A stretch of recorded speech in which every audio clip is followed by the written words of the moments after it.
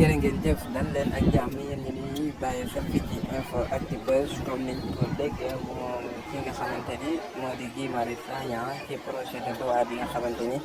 kenn ku ne xam na ni tey jii lañ koy wote fële ci assemblée nationale mu nekk projet de loi boo xamante ni waaye ni ci nekk ci ay jafe-jafe ngir rek mu mën a may kii di président Macky Sall saa boo xamante ni bëgg naa tas lii di assemblée nationale bi mu dal di koy tas ci li nga xamante ni la ko bëggee waaye itam ci changement yi nga xamante ni mooy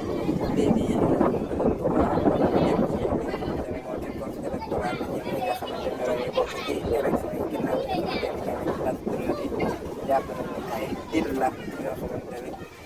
kii di ñoom ku demee Khalifa Sall ay Karim Wade dañ koo dil ak ki nga xamante ni moo di président Macky Sall waaye am na ñenn ñu gis ni daal même ñoom loolee bu leen arrangé ba ci ñenn ñi nekk ci benn bokk yaakaar bu fekkee projet de loi bi jàll na dina nekk loo xamante ni du leen gën ci ñoom kon ñu daaxellu lan mooy xew ba fekk assemblée nationale ni ki tey jii di le 17 juillet atum 2023